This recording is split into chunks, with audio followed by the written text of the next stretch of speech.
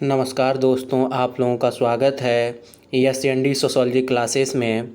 यहाँ पर UGC net, UP PGT, UP GIC, जो यूपी पीजीटी में government degree college, government inter college का पेपर होता है पीजीटी के लिए, यूपी ईएसएससी जो असिस्टेंट प्रोफेसर का पेपर कराती है और पीजीटी का भी पेपर कराती है, यूपीजीडीसी असिस्टेंट प्रोफेसर जो गवर्नमेंट डिग्री कॉलेज के लिए होता है, जेएसएससी जो झारखंड माध्यमिक बोर्ड कराता है पीजीटी का, बिहार या स्टेट और बीपीएससी 4.0, यहाँ हर चीज़ तैयारी कराई जा रही है। जो आज हम लोग एमसीक्यू पढ़ेंगे वह मल्टीपल चॉइस एमसीक्यू हैं। वह कई सारे एग्जाम में आ चुके हैं और कुछ इसमें नए क्वेश्चंस भी हैं। तो उसमें सामाजिक स्थिरीकरण और सामाजिक गतिशीलता संबंधित प्रश्न आज होंगे। यह लेक्चर नंबर 1 है और हम आज का पहला सवाल देखते हैं। पहला सवाल देखते हैं।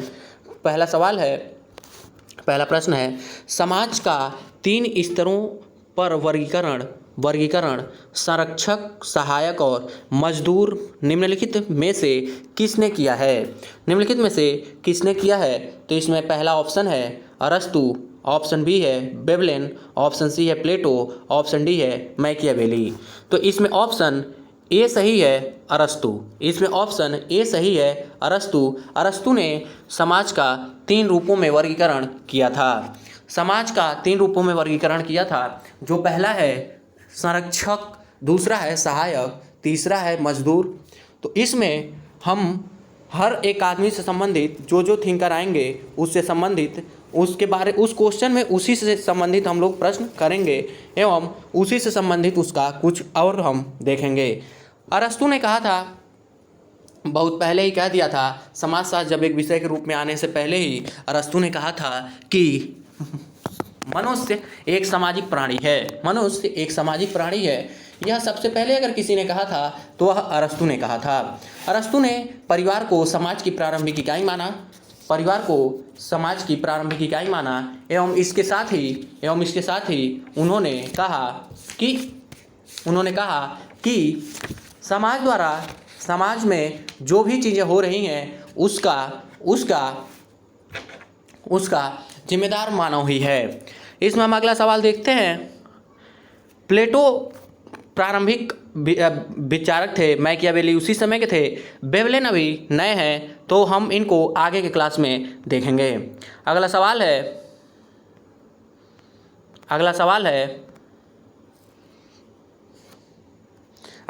है सर्वहाराकरण की प्रक्रिया का अर्थ है। पहला, बुजुर्ग वर्ग का अवरोहण श्रमिक वर्ग में होना। ऑप्शन बी है मध्यम वर्ग का अवरोहण श्रमिक वर्ग में होना। ऑप्शन सी है निम्न मध्यम वर्ग का अवरोहण श्रमिक वर्ग में होना।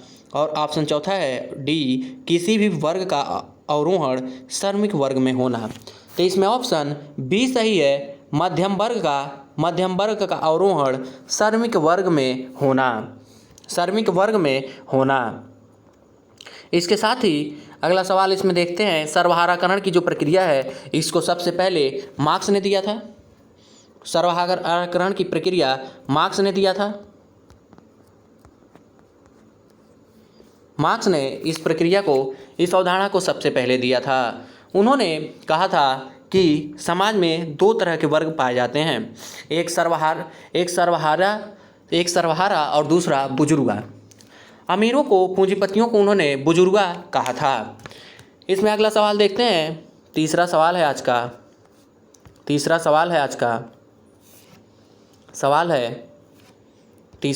है मैक्स वेबर ने जाति के ये लक्षण बताए हैं। ऑप्शन ए निर्जातीय समूह, दूसरा हिंदुओं की धर्मसभा, ऑप्शन सी है एक समुदाय, ऑप्शन डी है एक समृद्ध परिस्थिति समूह, ऑप्शन डी सही है एक समृद्ध परिस्थिति समूह। मैक्स वेबर ने भारत में जाति को जो प्रमुख लक्षण बताए थे, उन्होंने कहा था जाति एक समृद्ध परिस्थिति समूह है या एक बंद वर्ग है। इन्होंने एक वर्ग के रूप में इसे देखा था, बंद वर्ग के रूप नहीं, बंद वर्ग में मजुमदार ने देखा था। इसके आगे हम देखते हैं चौथा सवाल है आज का चौथा सवाल है जातिच्युत जाति अवस्था का उपोत्पाद है। जाति व्यवस्था का उन्मूलन करने के सिवाय अन्य किसी तरह जातिच्युत को मुक्ति नहीं दिलाई जा सकती है। यह कथन किसका माना जाता है? ऑप्शन ए है जवाहरलाल नेहरू, ऑप्शन बी है कामराज, ऑप्शन सी है महात्मा गांधी, ऑप्शन डी है अंबेडकर। तो इसमें ऑप्शन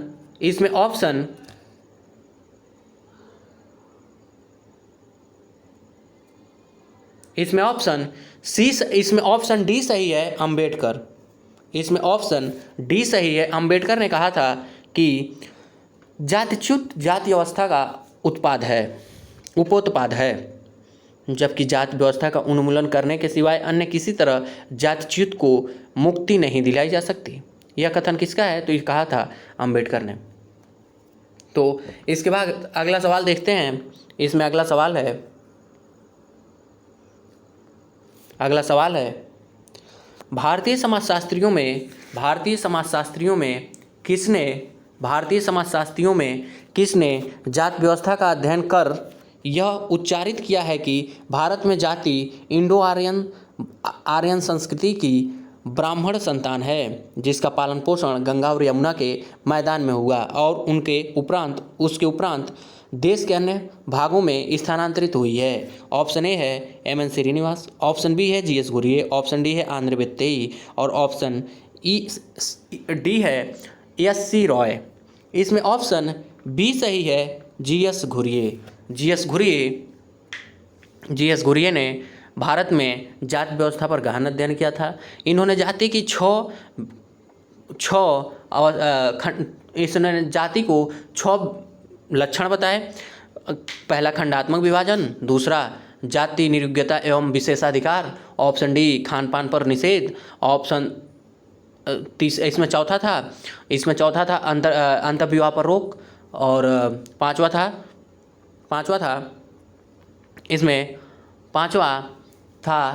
व्यवसाय का स्वतंत्र चुनाव का अभाव और छठा था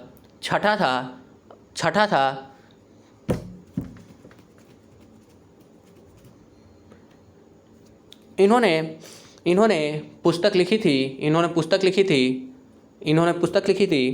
द गाड्स ऑफ मैन। उसके बाद गॉड्स ऑफ मैन। उसके बाद इन्होंने मुंबई इनको भारतीय समाजशास्त्र का जनक माना जाता है। जी.एस. घुरिये मुंबई विश्वविद्यालय में प्रथम भारतीय आचार्य हुए, समाजशास्त्र के आचार्य हुए। इन्होंने बहुत सी पुस्तकें लिखी जो जब क्लासेस चलेंगी, जब थियोरी पढ़ाई जाएगी तो उसमें बताया जाएगा। अगला सवाल देखते हैं। अगला सवाल है उस समूह को जिसकी सुनिश्चित सत्ता हो, अपना नाम हो, जो परिबद्ध, जिसमें अपने अस्तित्व की चेतना हो, जिसमें सांस्कृतिक सजातीयता हो, कहा जाता है।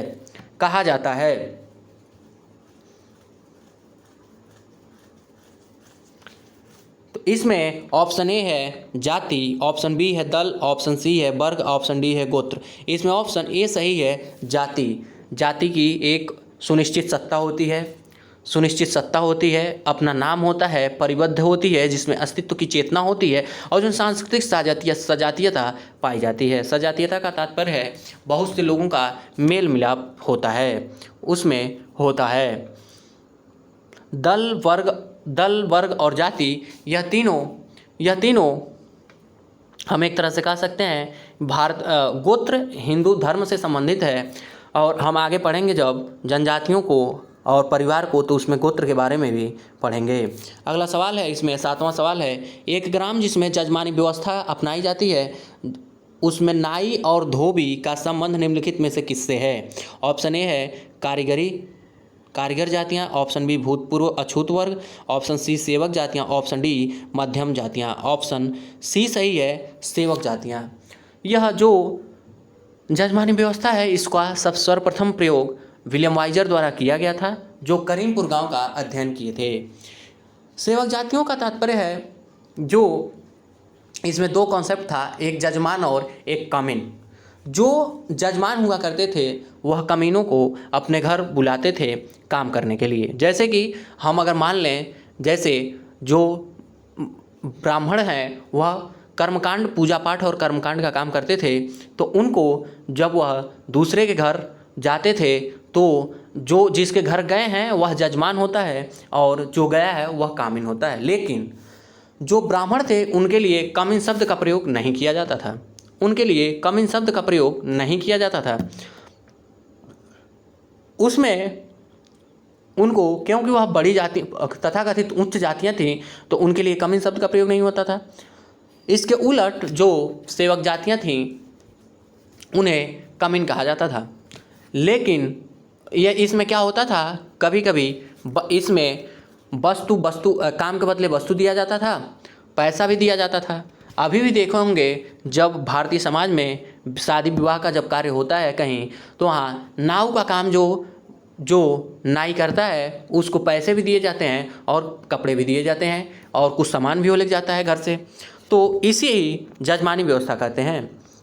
अगला सवाल देखते हैं। इसमें अगला सवाल है, class and class conflict in industrial society नामक पुस्तक के लेखक कौन है? ऑप्शन ए है M.S. लिप्सेट, ऑप्शन बी है कार्ल मार्क्स, ऑप्शन सी है रेमंड एरा, ऑप्शन डी है राल्फ डेरेनडार्फ, ऑप्शन डी है इसमें राल्फ डेरेनडार्फ। राल्फ डेरेनडार्फ ने class and class conflict in industrial society पुस्तक लिखी थी। यह भी मार्क्स के विचारों से सहमत थे, लेकिन मार्क्स के विचारों में इन्होंने संशोधन करते हुए कहा कि मार्क्स ने जो कहा था कि वर्ग संघर्ष का प्रमुख कारण आर्थिक है, लेकिन आर्थिक है यह मार्क्स ने कहा था, तो इसके लेकिन डेरेनडार्फ ने कहा कि वर्ग संघर्ष का प्रमुख कारण सत्ता संबंधों पर आधारित है। अब आधुनिक समय में जो संघर्ष हो रहे हैं, डेरेनडार्फ का कहना है आधुनिक समाज में संघर्ष होते हैं वह वर्ग संघर्ष होते हैं, वह सत्ता के लिए होता है, न कि आर्थिक संघर्ष है। और रेमंडेरा हैं, ये भी मार्क्सवादी ही हैं, यह भी मार्क्सवादी ही हैं। तो अगला सवाल देखते हैं। इसमें अगला सवाल है, सामाजिक संस्करण का सूचक है? ऑप्शन ए सामाजिक समानता का, ऑप्शन बी सामाजिक असमानता का, ऑप्शन डी सामाजिक न्याय का, ऑप्शन सी सामाजिक न्याय का, ऑप्शन डी विवरणात्मक न्याय का। तो इसमें ऑप्शन बी सही है, सामाजिक असमानता का। जो सामाजिक संस्करण होता है वह सामाजिक असमानता पाई जाती है उसमें, क्योंकि जब भी देखेंगे संस्करण ऊंचे नीचे के क्रम में ही होता है हमेशा। तो कोई अमीर है तो कोई गरीब है, कोई महिला कोई पुरुष, इसमें असमानता देखी जाती है। उनको इस तरह के असमानता के कारण ही कुछ चीज़ें समाज में बनी हुई हैं। जो सामाजिक संस्करण है इसकी सर्वप्रथम अवधारणा व्यवस्थित अवधारणा डेविस एवं मूर ने दिया था। इसका सिद्धांत जो था डेविस मूर ने दिया था। डेविस मूर जिन्होंने सामाजिक स्तरीकरण के सिद्धांत में प्रकार्यात्मक सिद्धांत दिए थे, इसमें हम पार्सन्स को भी रख सकते हैं, ट्यूमिन को भी रख सकते हैं। कई जगह पढ़े होंगे कि ट्यूमिन डेविस एवं मूर की आलोचना किए थे, डेविस मूर की बातों की आलोचना किए थे, न कि प्रकारवादी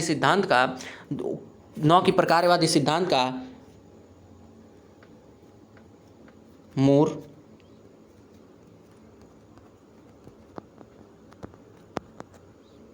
डेविस। तो इन्होंने, अगला सवाल देखते हैं। अगला प्रश्न है, निम्नांकित में से किसने स्तरीकरण के प्रकारवादी सिद्धांत को संस्थापित असमानता के रूप में व्यक्त किया है? अभी मैं बता ही रहा था यही सवाल तब तक यह सवाल आ भी गया। तो इसमें ऑप्शन ए है बर्गस एमलाक, ऑप्शन बी है ग्लिन एम ग्लिन, ऑप्शन डी है डेविस एम मूर, ऑप्शन सी है डेविस एम मूर, ऑप्शन डी है मैकरून पेज। तो इसमें ऑप्शन सी सही है, डेविस एवं मूर। डेविस एवं मूर ने सामाजिक स्तरीकरण के प्रकारात्मक सिद्धांत को स्थापित किया था और उन्होंने कहा था कि समाज में इसकी आवश्यकता है, क्योंकि उनका कहना था कि जो लोग भी समाज में उच्च परिस्थिति को प्राप्त हैं उनका वेतनमान अधिक होना चाहिए, उन्होंने एक उदाहरण देते हुए समझाया था कि जब एक बच्चा डॉक्टर बनता है तो वह नीट की तैयारी करता है, 4 साल फिर MBBS करता है, और जो एक नर्स होता है वह उतना पैसा भी नहीं खर्च करता है और उतना समय भी नहीं लगाता है। तो इन दोनों का जो कंपनसेट होगा या वेतनमान होगा उसमें अंतर होना चाहिए। इसके आगे देखते हैं, अगला सवाल है क्वेश्चन नंबर 11। इसमें कास्ट ओल्ड एंड न्यू के लेखक कौन है? ऑप्शन ए है आंद्रे बित्तेई, ऑप्शन बी है DP मुखर्जी, ऑप्शन सी है योगेंद्र सिंह, ऑप्शन डी है AR देसाई। तो इसमें ऑप्शन ए सही है, आंद्रे बित्तेई। ऑप्शन ए सही है, आंद्रे बित्तेई ने कास्ट ओल्ड एंड न्यू नामक पुस्तक लिखा था। इन्होंने कृषक जातियों को पिछड़ा जाति कहा था। भारत में कृषकों को पिछड़ी जाति के रूप में रखा था। आंद्रे बित्तेई भारत में भारतीय जाति व्यवस्था में बेवर के त्रिस्तरीय मॉडल को अपनाते हैं। उसी नाम से इन्होंने एक पुस्तक लिखी थी कास्ट क्लास एंड पावर। यही उन्होंने जाति व्यवस्था में 3 देखा। भारत को 3 आधारों पर वर्गीकृत किया, जाति, वर्ग एवं शक्ति के आधार पर इन्होंने बांटा था। अगला सवाल देखते हैं, इसमें सवाल है 12वां। कर्म की अवधारणा पाई जाती है। ऑप्शन ए धर्मशास्त्र में, ऑप्शन बी भगवत गीता में, ऑप्शन सी पुराणों में, ऑप्शन डी उपयुक्त में से किसी में नहीं। तो इसमें ऑप्शन बी सही है, भागवत गीता में। जो कर्म की अवधारणा है वह भागवत गीता में पाई जाती है। कर्म की अवधारणा का सिद्धांत अगर किसी ने दिया था तो वह श्री कृष्ण ने दिया था। महाभारत के युद्ध में जब अर्जुन लड़ाई के लिए गांडी और धनुष अपना रख दिए तो कृष्ण ने यह समझाया कि पार्थ, तुम अपना कर्म करो, तुम कर्म करने के लिए पैदा हुए हो, न कि यह मोह माया में। क्योंकि अर्जुन ने इसलिए गांडी और धनुष अपना रख दिया था क्योंकि वह अपने चाचा, बाबा, भाई या जो भी उनके गुरु शिष्य जो भी थे उन पे वह धनुष नहीं चलाना चाहते थे। तो यही कृष्ण ने समझाया कि तुम जन्म लिए हो बस अपने कर्म के लिए, यह मत सोचो कि वह क्या हो रहा है। वहीं उन्होंने समझाया कि कभी तुम्हारे चाचा भाई नहीं मरते हैं, जो आत्मा होती है वह अमर होती है, बस शरीर मर जाता है।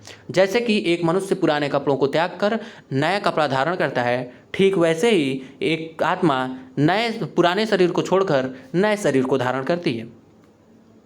आगे अब हम चलते हैं।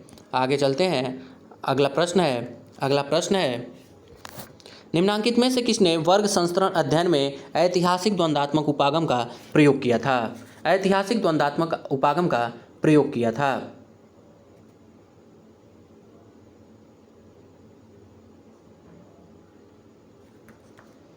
इसमें ऑप्शन ए है आंद्रे बित्तेई, ऑप्शन बी है MC निवास, ऑप्शन डी है डीजे कोसाम्बी और ऑप्शन डी है RK मुखर्जी। तो इसमें ऑप्शन डी सही है, RK मुखर्जी। राधाकमल मुखर्जी ने भारत में समाज वर्ग संस्करण के अध्ययन में ऐतिहासिक द्वंद्वात्मक उपागम को अपनाया था। यह होगा रामकृष्ण मुखर्जी। यहाँ पे जो इसका फुल फॉर्म होगा वह रामकृष्ण मुखर्जी होगा, क्योंकि राधाकमल मुखर्जी कभी द्वंद्वात्मक या द्वंद्व की बात नहीं करते हैं, और जो रामकृष्ण मुखर्जी थे वह मार्क्सवादी थे तो वह द्वंद्व की बात करते हैं। जो रामकृष्ण मुखर्जी थे वह पश्चिम बंगाल का ग्रामीण अध्ययन किए थे, ग्रामीण संरचना का उन्होंने अध्ययन किया था। अगला सवाल देखते हैं, प्रश्न नंबर 14 है मैक्स वेबर ने भारतीय जाति की विशेषता बताई है। ऑप्शन ए निर्जातीय समूह, ऑप्शन बी एक समूह, एक समुदाय, ऑप्शन डी हिंदुओं का एक समुच्चय और ऑप्शन डी एक बंद परिस्थिति समूह, एक बंद परिस्थिति समूह। तो इसमें ऑप्शन डी सही है, एक बंद परिस्थिति समूह, एक बंद परिस्थिति समूह। वेबर ने भारतीय जाति की विशेषता बताते हुए कहा था कि भारतीय जाति एक बंद परिस्थिति समूह है, एक बंद परिस्थिति समूह है। ठीक ऐसे ही डी.एन. मजुमदार ने कहा था कि भारतीय जाति को परिभाषित करते हुए कहा था भारतीय जाति एक बंद वर्ग है, भारतीय जाति एक बंद वर्ग है। आगे अब हम देखते हैं अगला सवाल है, अगला प्रश्न है इसमें, अगला प्रश्न है लुई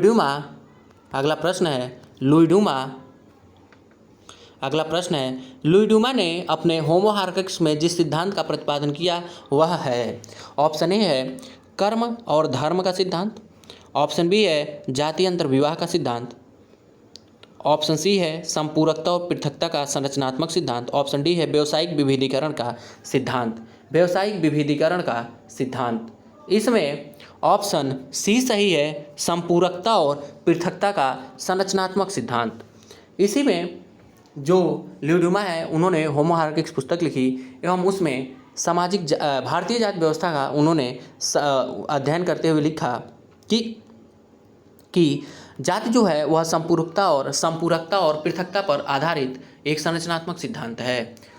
जो कर्म और धर्म का सिद्धांत था उसे भारतीय हिंदू परंपराओं में, या यूँ कहें कि हिंदू धर्मशास्त्रों के अध्ययन की तरह पढ़ा जाता है। जाति अंतर विवाह का जो सिद्धांत था यह अगर किसी ने सबसे पहले दिया था तो यह जी.एस. घुरिये ने दिया था। उसके बाद इसको विस्तार रूप से वर्णन इरावती कर्वे ने किया था। अगला सवाल देखते हैं। और व्यावसायिक विभेदीकरण का जो सिद्धांत था, व्यावसायिक विभेदीकरण का सिद्धांत था यह सामाजिक गतिशीलता से लिया गया है। सामाजिक गतिशीलता में लिप्सेट एवं बेंडिक्स द्वारा दिया गया था, लिप्सेट एवं बेंडिक्स द्वारा दिया गया था। अगला सवाल देखते हैं। अगला सवाल है निम्नलिखित में से कौन सी एक सामाजिक वर्ग की विशेषता नहीं है, ऑप्शन ए श्रेष्ठता एवं हीनता पर की भावना, ऑप्शन बी समूहों की श्रेणीबद्ध ऊंच नीच, ऑप्शन सी है जन्म पर आधारित, ऑप्शन डी है खुला व्यवस्था। तो इसमें ऑप्शन सी सही है, जन्म पर आधारित सामाजिक वर्ग व्यवस्था नहीं पाई जाती है। वह भारतीय जाति व्यवस्था में बस जन्म पर आधारित यह व्यवस्था उसकी विशेषता है। वर्ग की विशेषता है श्रेष्ठता में हीनता पाई जाती है, समूहों की श्रेणीबद्ध ऊंच नीच की भावना होती है, खुली व्यवस्था होती है और यह अर्जित ज्ञान एवं क्षमता पर आधारित होता है। अगला सवाल देखते हैं। इसमें अगला प्रश्न है किसने जाति व्यवस्था का विश्लेषण शुचिता एवं प्रदूषण के संदर्भ में किया है, ऑप्शन ए है योगेश अटल, ऑप्शन बी है आंध्र वित्तेई, ऑप्शन सी है जी एच हट्टन, ऑप्शन डी है लुई ड्यूमा। तो इसमें ऑप्शन डी सही है, लुई ड्यूमा ने भारतीय जाति व्यवस्था की जो विशेषता बताई थी या विश्लेषण जिसके आधार पर व्याख्या किया था वह शुचिता एवं प्रदूषण था।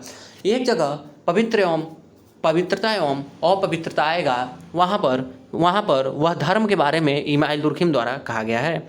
इसको उस इमाइल दुर्खिम वाले को हम आगे के क्लास में देखेंगे या आगे के प्रश्नों में देखेंगे, लेकिन इसमें सबसे पहले जाति व्यवस्था का जो अध्ययन शुचिता एवं प्रदूषण के आधार पर ड्यूमा ने किया था उसमें भारतीय जाति व्यवस्था का इन्होंने गहन अध्ययन किया था।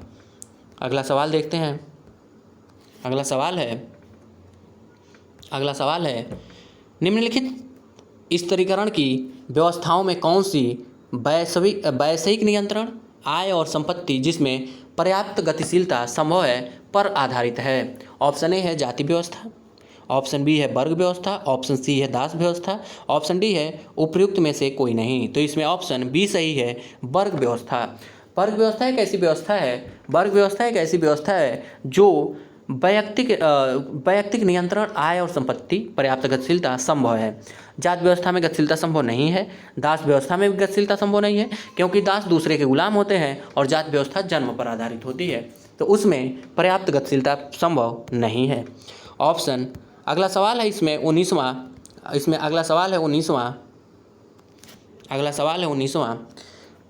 प्रश्न है जाति व्यवस्था के अध्ययन में निम्नलिखित में से किसने संस्तरीकरण के बेबर के प्रारूप को प्रयोग किया था। ऑप्शन ए है योगेंद्र सिंह, ऑप्शन बी है एस.सी. दुबे, ऑप्शन डी है आंद्रे बित्तई, ऑप्शन सी है आंद्रे बित्तई, ऑप्शन डी है जी.एस. घुरिये। तो इसमें ऑप्शन सी सही है, आंद्रे बित्तई। आंद्रे बित्तई ही ऐसे व्यक्ति थे जिन्होंने भारतीय समाज का अध्ययन करते हुए बेबर के त्रिस्तरीय प्रारूप को अपनाया था। बेबर ने स्तरीकरण के 3 प्रारूप बताए थे। पहला था उसमें क्लास, दूसरा था पावर और तीसरा था प्रेस्टीज, जिसे हिंदी में वर्ग, परिस्थिति एवं शक्ति कहेंगे। उसी के आधार पर आंद्रे बित्तई ने भारतीय समाज का अध्ययन करते हुए 3 स्तर की बात कही, जिसमें पहला था जाति, वर्ग एवं शक्ति, कास्ट, क्लास एंड पावर के आधार पर इन्होंने अध्ययन किया था। ऐसे ही जो बेबर ने 3 का किया था, जिसमें क्लास, पावर एवं जो वर्ग, शक्ति एवं परिस्थिति, उसे दल भी कहते हैं। उन्होंने 3 आधारों पर समाज का अध्ययन किया था, स्तरीकरण किया था। अगला सवाल है, इसमें लास्ट है आज का लास्ट सवाल है, लास्ट प्रश्न है आज का, इस लेक्चर का लास्ट प्रश्न है निम्नलिखित में से किसने स्टेट सामाजिक स्तरीकरण के आधारों में सम्मिलित किया है? स्टेट को किसने सामाजिक स्तरीकरण में प्रयोग किया है? किसने इसमें सामाजिक स्तरीकरण में इसका प्रयोग किया है? ऑप्शन ए है डेविस, ऑप्शन बी है योगेंद्र सिंह, ऑप्शन सी है डब्ल्यू.ई. मुरे, ऑप्शन डी है टी.बी. बोटोमोर। तो इसमें ऑप्शन डी सही है, टी.बी. बोटोमोर हैं जिन्होंने सामाजिक स्तरीकरण में स्टेट्स का प्रयोग किया था, आधारों में उसको सम्मिलित किया था। डेविस एवं मूर ने सामाजिक स्तरीकरण के प्रकारवादी सिद्धांत दिया था। जो डेविस एवं मूर हो गए, योगेंद्र सिंह हैं, उन्होंने भारत में आधुनिकता का अध्ययन किया था।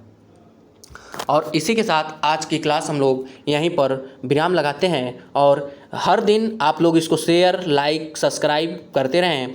हर दिन इस पे ऐसे ही प्रैक्टिस सेशन और थियरी की क्लासेस मिलती रहेंगी, रेगुलर मिलती रहेंगी। आप लोगों का सपोर्ट ही इस चैनल को बढ़ाएगा। इसी के साथ धन्यवाद, मिलते हैं फिर कल।